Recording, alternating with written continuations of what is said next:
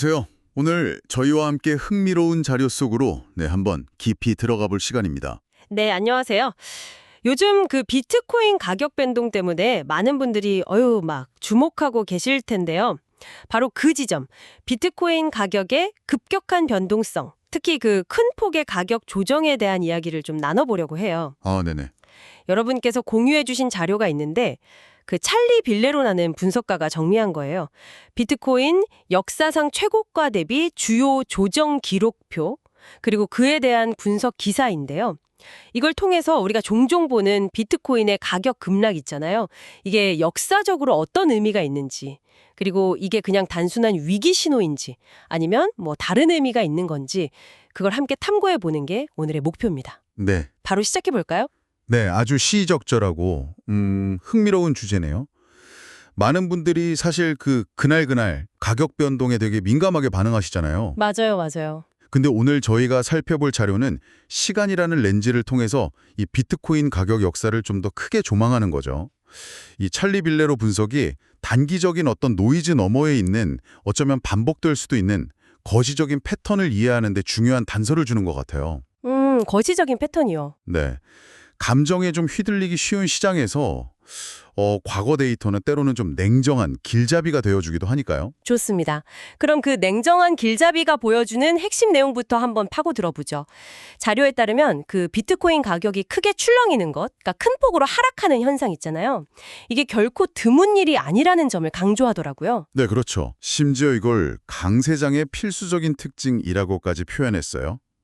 Essential feature of a bull market. 필수적인 특징이요. 네, 단순히 가끔 있는 일, 이게 아니라 상승 추세 중에 나타나는 내재적인 속성이다. 이런 뉘앙스 같아요. 구체적인 수치를 보면 더 놀라운데요. 2010년 이후로 가격이 이전 최고점 대비 30% 이상 떨어지는 주요 조정, 이게 무려 17번 이상이나 있었다고 해요. 17번이요? 와. 네. 그쵸. 그 필수적 특징이라는 표현이 주는 무게감이 상당하죠. 이게 그러니까 가격 하락을 단순한 실패나 어떤 문제점으로만 보지 않는다는 시각을 담고 있는 거거든요. 마치 자연 생태계에서 산불이 오래된 나무 태우고 새로운 성장을 위한 공간을 만드는 것처럼요. 비유가 확 와닿네요. 네.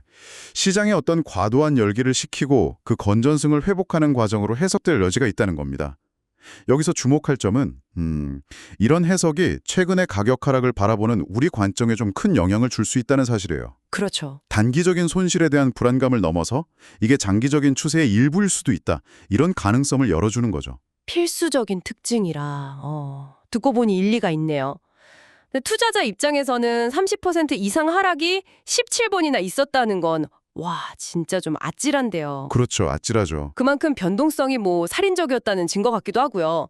이런 큰 폭의 조정을 정상적이다 혹은 필수적이라고 받아들이는 게 심리적으로 쉽진 않을 것 같아요. 맞아요. 그게 참 어렵죠. 자료에서 혹시 이런 심리적인 측면이나 아니라 왜 이걸 필수적이라고 보는지 좀 더 깊은 설명은 없었나요? 좋은 지적이십니다. 사실 자료 자체가 빌레로의 그 데이터 분석에 좀 초점을 맞추고 있어서요. 그래서 심리적인 고통이라던가 개별 투자자의 경험을 깊이 다루지는 않았을 수는 있어요. 다만 그 필수적이라는 표현은 아마도 제 생각에는 그 과열된 투기 심리를 좀 진정시키고 네. 또 레버리지를 청산하고 그리고 장기적인 가치를 믿는 투자자들에게는 오히려 낮은 가격에 들어갈 기회를 제공하는 그런 순기능이 과거 데이터상 관찰되었기 때문에 사용했을 가능성이 높아 보입니다. 순기능. 네. 더 큰 그림에서 보면 이런 조정이 없었다면 오히려 거품이 걷잡을 수 없이 커져서 훨씬 더 파괴적인 붕괴로 이어졌을 수도 있다. 이런 해석도 가능하고요. 물론 이론적으로는 그렇지만 직접 30% 이상 손실을 겪는 건 전혀 다른 차원의 경험이겠죠. 그렇겠죠. 과열을 시키는 냉각수 역할이라는 해석이 참 흥미롭네요. 자, 그럼 최근 상황이랑 좀 비교를 해보면 어떨까요? 자료 분석 시점 기준으로 최근에 비트코인이 고점 대비 한 21% 정도 하락한 사례가 있었는데 네, 있었죠. 이 정도 하락은 아까 말한 17번의 주요 조정 목록에는 끼지도 못한다고 합니다. 30%가 안 돼서요? 네, 분석가는 이걸 거의 애교 수준, 영어로는 small fry라고 표현했다는데요. 애교 수준이요? 호호. 네, 30% 문턱을 못 넘었으니 과거의 그 격렬했던 조정들에 비하면 상대적으로 가벼웠다. 뭐 이런 의미겠죠? 이게 정말 흥미로운 부분인데요. 21% 하락도 분명 큰 충격인데 역사적 베이터 앞에선 명암도 못 내민다니 여러분은 이 비교를 들으시면 지금 변동성이 좀 다르게 느껴지시나요? 네, 그 비교가 주는 메시지가 아주 강렬합니다. 21% 하락이 애교 수준이라는 표현은 뭐 다소 자극적일 수는 있지만 데이터에 기반한 상대적인 평가인 셈이죠. 상대적인 평가. 네, 현재의 변동성을 과거의 맥락 안에 딱 위치시켜서 이해하려는 시도인 거예요. 물론 이게 절대적인 고통의 크기를 무시하는 건 아니고요. 패턴의 규모를 비교하는 거죠. 아, 규모의 차이군요. 그렇죠.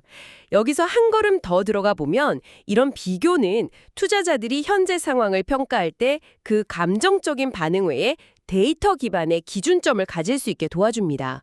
아, 이 정도 조정은 과거에도 흔히 있었고 심지어 더 큰 폭의 조정도 겪어냈구나 이런 인식이 생기면 아무래도 패닉에 빠지기보다는 좀 더 차분하게 상황을 분석할 여유를 가질 수도 있겠죠. 확실히 그런 관점을 가지면 심리적 안정에 도움이 될 수 있겠네요. 그럼 과거에 있었던 조정 중에 가장 극단적인 사례는 어느 정도였는지 궁금해지는데요. 애교 수준이 아닌 정말 역대급 조정 말입니다. 아, 네. 자료에 따르면 가장 혹독했던 시기는 비트코인 아주 초기 역사에서 찾아볼 수 있습니다. 2010년 9월 하고 2011년 6월 사이에 발생한 조정인데요. 네. 이때 비트코인 가격이 당시 최고점 대비 무려 94%나 폭락했다고 합니다. 94%요. 와. 네, 거의 뭐 가치가 사라진 것처럼 느껴졌을 수준이죠. 상상하기 어렵습니다, 정말. 100만 원 넣었으면 6만 원 남았다는 거잖아요. 그렇죠. 딱 그 얘기죠. 이 숫자를 보면 당시 초기 비트코인 투자자들이 겪었을 충격과 불확실성, 이게 지금과는 비교하기 어려울 정도로 컸을 겁니다. 어쩌면 이런 극단적인 변동성 자체가 비트코인이라는 자산의 초기 DNA에 각인된 특징 중 하나라고 볼 수도 있겠네요. 94%. 와, 이건 정말 상상 초월인데요. 거의 제로에 가까워지는 경험 아닙니까? 맞습니다. 그런 상황에서도 비트코인이 살아남았다는 사실 자체가 놀랍습니다. 그렇다면 이 분석에서 가장 중요한 포인트는 바로 그 다음일 것 같은데요. 이렇게 엄청난 폭락 이후에는 어떤 일이 벌어졌나요? 바로 그 점이 이 자료 분석의 핵심 결론으로 이어집니다. 데이터는 아주 명확한 패턴을 보여주는데요. 비트코인은 역사적으로 그런 극심한 가격 폭락을 겪은 후에도 결국에는 회복세를 보였을 뿐만 아니라 아, 이전에 최고가를 뛰어넘어서 새로운 사상 최고가를 경신하는 경향, 이걸 반복적으로 보여왔다는 겁니다. 회복하고 또 넘어서고. 네. 즉 단기적으로는 엄청난 등락을 반복했지만 네. 장기적인 관점에서 보면 차트가 우상향하는 추세를 그려왔다는 분석이죠. 이것은 정말 중요한 통찰을 제공하는데요. 개별적인 폭락 사건에만 매몰되면 보이지 않는 장기적인 성장 스토리가 그 데이터 속에는 존재한다는 겁니다. 폭락 후 회복, 그리고 신고가 경신, 이 패턴이 반복되었다는 거군요. 네, 그렇습니다. 와, 무슨 불사조 같다는 생각도 드네요. 그렇죠. 그래서 이게 다 무슨 의미일까요? 이 역사적 패턴이 현재와 미래의 투자자들에게 시사하는 바는 뭘까요? 뭐 단순히 존버하면 승리한다, 뭐 이런 메시지일까요? 아, 그렇게 단순화하기는 좀 어렵습니다. 네. 이걸 더 큰 그림에서 보면 데이터가 보여주는 것은 어디까지나 과거의 경향성이지 미래에 대한 보증은 아니거든요. 그렇죠. 보증은 아니죠. 네. 빌레로의 분석 역시 미래를 예측하는 것이 아니라 과거 데이터를 통해서 현재의 변동성을 해석하는 어떤 프레임을 제공하는 데 목적이 있을 겁니다. 중요한 것은 그 극심한 변동성이라는 위험 속에서도 장기적인 가치 상승이라는 잠재력이 공존해왔다. 이 객관적인 사실을 인지하는 것이죠. 단기적인 가격 움직임에만 집중하면 이 큰 추세를 놓치기 쉽습니다.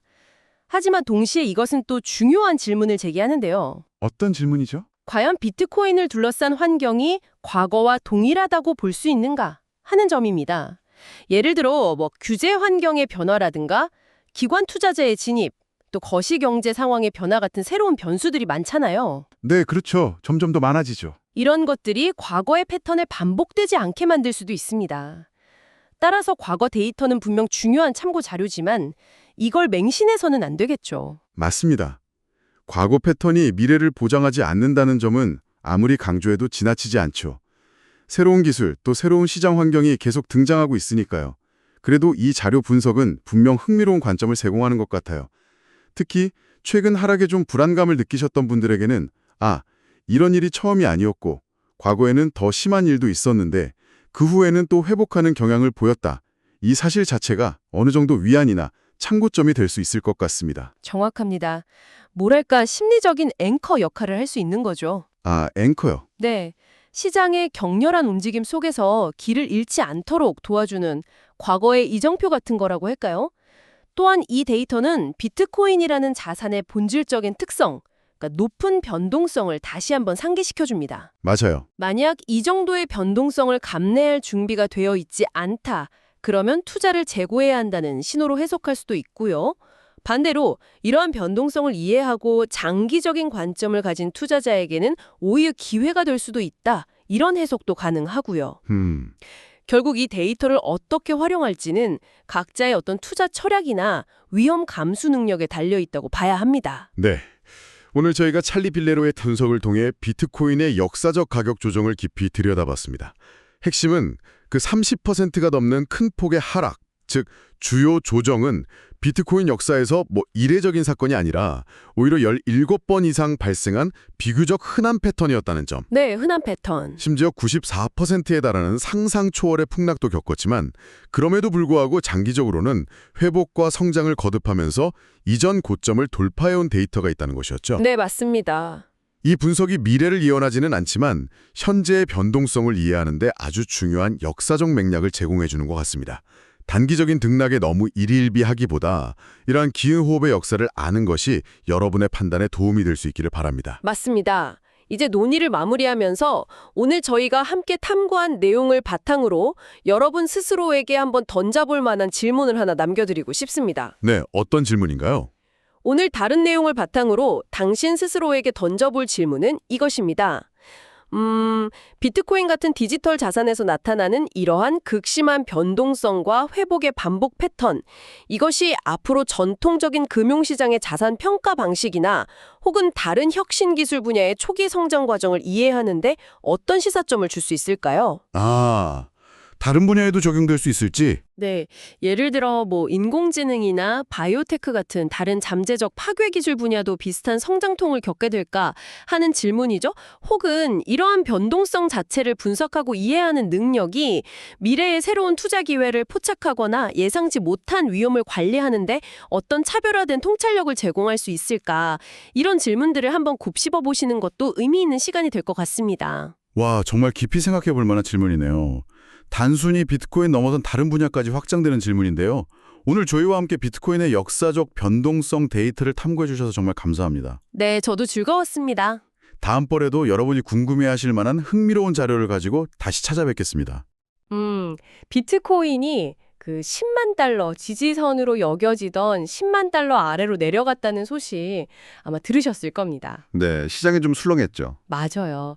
이걸 두고 뭐랄까 거품 붕괴 시작이다 이런 경고음이랑 아니다 지금이 매수 기회다 이런 낙관론이 아주 그냥 정면으로 부딪히고 있어요. 네, 정말 극과 극의 반응인데요. 그래서 오늘은 바로 이 상반된 시각을 다룬 비트코인 10만 달러 붕괴와 시장 전망이라는 제목의 기사 발췌문을 좀 같이 살펴보려고 합니다. 그 기사요. 현재 시장의 불안감하고 또 기대감이 어떻게 교차하는지 잘 보여주더라고요. 그렇죠. 그래서 이번 저희 목표는 이 자료 안에 담긴 아주 날카롭게 대립하는 목소리들을 좀 깊이 파헤쳐보는 겁니다. 단순히 누가 맞다 틀리다 이걸 떠나서요. 네. 왜 이렇게 극단적인 전망들이 나오는지, 그 배경에는 또 어떤 논리가 있는지 이거 좀 이해해 보자는 거죠. 그래야 당신이 이 복잡한 정보들 속에서 뭐랄까 자신만의 기준을 세우는 데 좀 도움이 되지 않을까 싶어요. 네, 좋은 접근입니다. 자, 그럼 먼저 시장을 좀 얼어붙게 만드는 비관론부터 한번 살펴볼까요? 역시 피터 시프 이야기를 안 할 수가 없겠죠. 맞아요. 가장 목소리가 큰 쪽이죠. 금융시장에 관심 있으시면 아마 아실 텐데 오랫동안 금 같은 실물 자산을 되게 옹호하면서 비트코인에 대해서는 계속해서 좀 비판적인 입장을 보여온 인물이잖아요. 그렇죠. 이번 하락에 대해서도 아주 강한 어조로 이야기하고 있습니다. 그가 이번 하락을 어떻게 보고 있는지 좀 자세히 들여다보죠. 피터 시프는 자신의 소셜미디어 X에다가 이번 10만 달러 선 본괴가 시작에 불과하다 이렇게 아주 단언을 했어요. 시장이라면 구체적으로 어떤 맥락인 건가요? 그냥 가격 조정이다 이런 차원을 넘어선다는 이야기처럼 들리는데요. 정확합니다. 그는 비트코인뿐만 아니라 소위 그 AI 관련 자산 시장 있잖아요. 네네, 요즘 뜨거운. 네, 그 시장의 붕괴 가능성까지 같이 언급하면서 경고 수위를 확 끌어올렸어요. 마치 하나가 터지면 뭐랄까 다른 것들도 연쇄적으로 위험해질 수 있다. 이런 뉘앙스죠. 아, AI 버블까지 연결시키는군요. 특히 그 이더리움의 움직임을 아주 중요한 근거로 제시하고 있습니다. 이더리움이요? 비트코인 이야기하는데 이더리움을 강조하는 이유가 있을까요? 뭐 시장의 위험을 먼저 보여주는 지표 이런 걸로 보는 건가요? 바로 그겁니다. 시프는 더 큰 폭락은 이더리움에서 일어나고 있다. 이렇게 주장을 해요. 아, 이더리움이 이미 3,000달러 선 붕괴 직전이고 지난 8월 고점하고 비교하면 거의 40%나 하락했다. 이런 구체적인 수치까지 딱 제시하면서요. 40%나요? 엄청난 하락인데요? 네, 그가 보는 관점은 이거예요. 이더리움이 이미 올해 상승분을 거의 다 까먹었는데 이게 바로 비트코인의 미래를 예고한다는 거죠. 아, 이더리움이 먼저 가고 비트코인이 따라갈 거다. 그렇죠. 암호화폐 시장 안에서도 상대적으로 변동성이 더 크다고 여겨지는 이더리움이 이렇게 급락하는 게 시장 전체의 그 위험 회피 심리가 강해지고 있다는 신호탄이다. 이렇게 보는 겁니다. 이더리움 하락세를 비트코인 통락의 전조로 본다니. 와, 이건 정말 강력한 경고인데요. 그러면 혹시 예상되는 손실 규모 이런 것도 구체적으로 언급했나요? 네, 했는데 표현이 상당히 좀 강렬합니다. 어떤 식으로요? 이번 버블 붕괴로 인해서 비트코인을 오랫동안 보유한 사람들이나 뭐 관련 투자자들이 겪게 될 손실이 상상 이상일 거다 이렇게 경고했어요. 상상 이상. 심지어 우리가 기억하는 그 과거 닷컴 버블 붕괴 때 있잖아요. 네, IT 버블. 네, 그때보다 더 큰 규모의 자산 손실이 발생할 수도 있다 이렇게까지 말했죠. 닷컴 버블하고 비교를 한다고요. 와, 이건 그냥 단순한 가격 조정 경고가 아니라 거의 뭐 시장 시스템 자체에 대한 경고 수준인데요? 맞습니다. 상당히 심각하게 보고 있는 거죠. 그가 이렇게까지 극단적인 비관론을 펼치는 근본적인 이유랄까? 그런 게 자료에 혹시 더 언급된 게 있었나요? 왜 이렇게까지 보는 건지? 네, 이 자료에 따르면요. 시폴은 이전부터 비트코인이 그 탈중앙화라는 이상과는 좀 다르게 실제로는 특정 세력의 영향을 받거나 뭐 정치적인 논쟁에 휘말리는 등 일종의 정치적 투기판으로 변질되었다. 이렇게 계속 비판해왔다고 해요. 아, 원래부터 그런 시각이 있었군요. 네. 겉으로는 뭐 분산된 시스템이다 하지만 실제로는 그가 보기엔 구조적으로 취약하다라는 거죠. 그의 분석 밑바탕에는 비트코인이라는 디지털 자산 자체의 내재 가치에 대한 좀 깊은 회의론? 특히 그가 중요하게 생각하는 금 같은 실물 자산과 비교했을 때의 어떤 불신 같은 게 깔려 있다고 해석할 수 있을 것 같아요. 자산의 근본적인 속성이나 뭐 현재 시장 환경, 특히 다른 투기성 자산하고의 연관성까지 다 고려해서 이거 위험하다 이렇게 결론을 내리고 있다는 거군요. 그렇죠. 종합적인 판단인 셈이죠. 상당히 설득력 있는 경고이긴 합니다만 뭐 시장의 목소리가 하나일 리는 없겠죠. 분명히 이 하락을 전혀 다르게 보는 시각도 자료에 담겨 있었잖아요. 물론입니다. 완전히 다른 분위기죠. 네, 그쪽 이야기도 한번 들어볼까요? 좋습니다. 시장에는 이 상황을 위기가 아니라 뭔가 다른 걸로 해석하는 흐름도 분명히 존재합니다. 자료에서는 디지털 자산 애널리스트인 라크 데이비스하고 또 비트코인 옹호론자인 샘슨 모우의 시각을 보여주고 있거든요. 아, 라크 데이비스. 이분은 어떤 식으로 이 상황에 반응하고 있나요? 피터 시프처럼 막 분석적인 주장을 내놓고 그러나요? 데이비스의 접근 방식은 조금 결이 달라요. 그 분석적이라기보다는 아, 그래요? 네, 그는 자신의 X 계정에 여전히 믿음을 가지고 홀딩 중이라면 이 게시글을 좋아요하라 이런 글을 올렸어요. 홀딩 중이면 좋아요를 눌러라. 네, 여기서 홀딩이라는 건 뭐 아시겠지만 암호화폐 투자자들이 가격 변동에도 팔지 않고 장기 보유하는 행위를 뜻하잖아요. 그쵸, 존버. 네, 맞아요. 데이비스의 글은 그러니까 직접적인 가격 예측이라기보다는 현재 이 불안감 속에서도 비트코인에 대한 어떤 신념을 공유하는 사람들끼리 서로 연대하고 뭐랄까 심리적으로 지지하려는 그런 움직임으로 볼 수 있습니다. 아, 그러니까 가격은 좀 흔들려도 우리 믿음은 강하다. 이걸 보여주려는 일종의 커뮤니티 결속 다지기 같은 거군요. 맞습니다. 어떻게 보면 좀 방어적인 자세일 수도 있지만 이 커뮤니티 심리가 중요한 시장에서는 꽤 상징적인 의미가 있죠. 네. 시프의 그 날카로운 분석과는 좀 다른 감성적인 대응 방식이네요. 그렇죠. 그런데 이완은 정말 완전히 대조적으로 훨씬 더 공격적이고 강력한 낙관론을 펼치는 인물도 있습니다. 아, 그게 누군가요? 바로 샘슨 모우입니다. 샘슨 모우. 이분은 어떤 주장을 하고 있나요? 좋아요 동료랑은 뭐 차원이 다를 것 같은데요. 네, 모우는 훨씬 직설적이에요. 그는 10만 달러 미만의 비트코인을 사는 것은 인생 최대의 기회다. 이렇게 딱 단언했어요. 인생 최대의 기회요. 와. 네, 피터 시프가 상상 이상의 손실을 경고한 바로 그 지점에서 모우는 절반대로 요 일생일대의 기회다. 이렇게 외치고 있는 거죠. 이야. 단기적인 가격 하락은 그냥 노이즈일 뿐이고 장기적인 가치를 보고 지금 적극적으로 사야 한다. 이런 아주 강력한 메시지입니다. 와. 시작에 불과한 폭락 대 인생 최대의 기회. 정말 하늘과 땅 차이네요. 아니, 같은 데이터, 같은 시장 현상을 보고 어떻게 이렇게 정반대의 결론이 나올 수 있는 건지 정말 놀랍습니다. 바로 이 지점이 이 자료가 우리에게 던지는 아주 흥미로운 지문이에요. 그렇죠. 데이비스가 믿음하고 연대를 강조하면서 어떤 심리적인 방어선을 만들려고 한다면 모우는 한 발 더 나아가서 가격 하락 자체를 리스크가 아니라 마치 파격 세일처럼 적극적인 매수 기회로 딱 규정해버리는 거죠. 파격 세일이라 비유가 재밌네요. 네, 비트코인의 장기적인 성공에 대한 거의 절대적인 확신이 엿보이는 대목입니다. 여기서 우리는 단순히 가격 예측의 차이를 넘어서 이 자산을 바라보는 근본적인 프레임워크 자체가 충돌하고 있음을 볼 수 있는 거죠. 프레임워크의 충돌이요? 그게 무슨 뜻이죠? 조금 더 설명해 주실 수 있나요? 그냥 오를 거다 내릴 거다 이런 문제가 아니라는 말씀이시죠? 그렇습니다. 예를 들어 피터 시프의 분석은 전통적인 자산 평가 방식에 뿌리를 두고 있어요. 실물 기반이 없거나 예측 가능한 현금 흐름이 없는 자산에 대한 회의론 같은 거죠. 아, 전통적인 관점. 네. 그가 닷컴 버블이나 AI 거품 가능성을 언급하는 건 비트코인 역시 비슷한 과대평가된 기술주의 패턴을 따를 거다. 이런 시각을 반영하는 거고요. 네네. 반면에 샘슨 모우 같은 낙관론자들은 이런 전통적인 잣대로는 비트코인의 가치를 제대로 평가할 수 없다. 이렇게 보는 겁니다. 아예 기준이 다르군요. 그렇죠. 이들은 네트워크 효과라든지 제한된 공급량 아니면 미래의 잠재적인 사용 사례 같은 거에 기반한 새로운 가치 평가 모델을 암묵적으로 적용하고 있는 거죠. 즉, 애초에 가치를 측정하는 기준 자체가 다른 겁니다. 와, 듣고 보니 그러네요. 단순히 전망만 다른 게 아니라 세상을 보는 안경 자체가 다른 거군요. 맞습니다. 자, 그럼 이 첨예하게 대립하는 주장들 사이에서 당신은 이 정보를 어떻게 활용해야 할까요?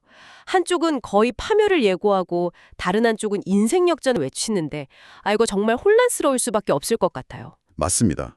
그래서 중요한 건 어느 한쪽 주장이 100% 맞다 이렇게 섣불리 결론 내리는 게 아니에요. 그럼 뭘 해야 할까요? 오히려 이 자료가 보여주는 극단적 시각의 충돌, 그 현상 자체에 주목해야 합니다. 왜 비트코인 같은 자산을 두고 시장 참여자들의 심리나 논리가 이렇게까지 양극화되는가? 이걸 이해하는 게 핵심이라는 거죠. 양극화 현상 자체를 이해하는 게 중요하다고요? 네, 피터 시프가 제기하는 그 자산 자체의 취약성이라든지 거품 가능성에 대한 근본적인 회의론, 그리고 또 샘슨 모우나 라크 데이비스가 보여주는 단기 변동성에는 흔들리지 않는 장기적 신념, 이 두 가지 시각 모두 나름의 논리와 근거를 가지고 있거든요. 네, 들어보니 그렇죠. 이 자료를 통해 당신이 얻을 수 있는 가치는 이 양극단의 논리를 모두 파악함으로써 시장의 전체적인 그림을 더 입체적으로 볼 수 있게 된다는 점입니다. 어떤 주장이 더 매력적으로 들리던 간에 그 반대편에는 또 어떤 논리가 있는지 아는 것 자체가 중요해요. 그러니까 이 상반된 분석들을 모두 알고 있는 것이 시장의 온갖 소음 속에서 흔들리지 않고 나름의 판단을 내리는 데 도움이 된다. 이런 말씀이시군요. 정확합니다. 특히 변동성이 이렇게 큰 자산 시장에서는 언제나 이렇게 극단적인 목소리들이 나오기 마련이거든요. 그렇죠. 항상 그랬죠. 네, 이 자료에 담긴 양측의 주장을 좀 균형 있게 접하고 각각 어떤 가정에 기반하고 있는지 한번 생각해 보는 게 중요합니다. 저희는 이 자료에 담긴 의견들을 그저 충실히 전달해드리는 역할을 할 뿐이지 어느 한쪽의 입장을 지지하거나 반대하는 것이 아님을 다시 한번 좀 강조하고 싶네요. 네, 알겠습니다. 당신이 정보를 비판적으로 소화하고 합리적인 판단을 내리는데 필요한 재료를 제공하는 것, 그게 저희 목표입니다. 네, 아주 중요한 점인 것 같습니다. 자, 오늘은 비트코인 10만 달러 선 붕괴라는 사건을 둘러싼 시장의 극명한 온도 차이를 담은 자료를 함께 깊이 있게 살펴봤습니다. 피터 시프의 그 서늘한 정보에서부터 샘슨 모우의 뜨거운 낙관론까지 정말이지 양극단의 스펙트럼을 확인할 수 있었네요. 네, 정말 흥미로운 대립이었죠. 마지막으로 오늘 우리가 같이 살펴본 내용을 바탕으로 당신에게 한번 생각해 볼 만한 질문 하나를 던져드리고 싶습니다. 질문이요. 어떤 건가요? 이 자료에서 본 것처럼 왜 유독 비트코인 같은 자산에 대해서는 시장의 반응이 파국적인 붕괴 아니면 역사적인 기회처럼 이렇게 극단적으로 나타나는 걸까요? 그 현상 자체에 대해서요. 아, 왜 이렇게까지 양극화되는가 그 현상 자체에 주목해보자는 말씀이시군요. 네, 단순히 누가 맞고 틀리냐 이 문제를 넘어서서요. 이러한 반응의 양극화 자체가 우리에게 뭘 시사하는지 한번 생각해 보자는 거죠. 이게 혹시 비트코인 같은 새로운 디지털 자산이 가진 어떤 본질적인 속성 때문은 아닐까? 예를 들면 믿음과 기술적 가능성 그리고 투기적 욕망 같은 것들이 아주 복잡하게 얽혀 있기 때문에 나타나는 현상은 아닐까요? 믿음, 기술, 투기, 복합적인 요인이 됐네요. 네, 가격이 오르든 내리든 간에 왜 사람들은 이 자산에 대해 이렇게까지 강렬하게 대립하는 내러티브를 만들어내고 또 소비하는 걸까요? 그리고 바로 이 극단적인 시각의 충돌 자체가 역설적으로 시장의 에너지를 만들고 가격을 움직이는 또 다른 동력이 되는 것은 아닐지. 아, 그럴 수도 있겠네요. 네, 이런 질문들을 한번 곱씹어 보시면 오늘 우리가 살펴본 자료 너머에 좀 더 깊은 통찰을 얻으실 수도 있지 않을까? 그렇게 생각합니다.